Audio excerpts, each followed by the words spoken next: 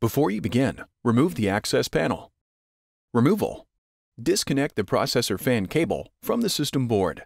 Loosen the 4 captive Torx T15 screws in a diagonal pattern to release the heatsink from the system board.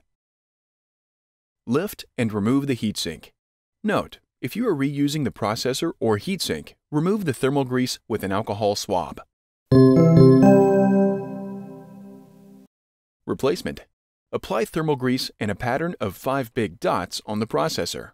Position the heatsink over the processor and align the 4 retaining screws with the mounting holes. Tighten the 4 captive Torx T15 screws in a diagonal pattern. Reconnect the processor fan cable.